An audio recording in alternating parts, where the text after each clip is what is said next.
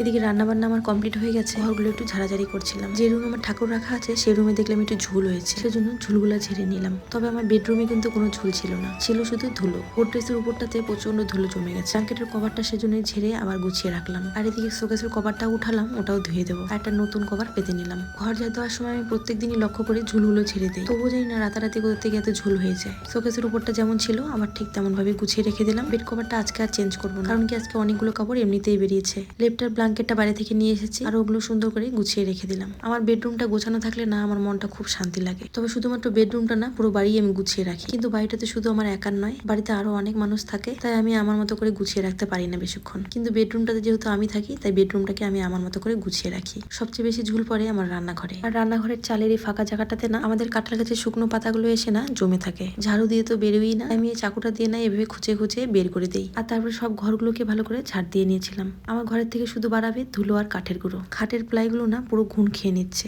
সেই হিসেবে খাটটাকে খুলে না মাঝে মাঝে মোছা উচিত, কিন্তু সময় কোথায়, না আমার সময় আছে না বরের সময় আছে। তবে ভেবেছি এবার প্লাইগুলোকে চেঞ্জ করব। ওইদিকে রান্নাঘরটা পরিষ্কার করে চলে এলাম এবার ঘর মুছতে। কালকেও কিন্তু ঘর মুছেছিলাম। আমি কিন্তু এখন প্রত্যেকদিন ঘর মুছি না, তবুও আজকে আবারও মুছছি। যেহেতু ঘরে ঝুল ঝাড়া হলো, সেজন্যই ঘরটা আজকে আবারও মুছছি। কিন্তু আজকে আমি গ্লাভস পরেই ঘর মুছেছি, যেহেতু আমি সার্ফ দিয়ে ঘর মুছেছিলাম। আমি কিন্তু সার্ফ সাবান এখন আর হাত দিয়ে নাড়ি না, গ্লাভস পরে তবেই আমি কাজ করি। গ্লাভস পরার পরে হাত আর নতুন করে ফাটেনি, তবে কিন্তু পা ফাটা আমার বন্ধ হয়। স্নান করে নিয়ে খাওয়া দাওয়া সেরে নিজের যত্ন নিতে বসেছি।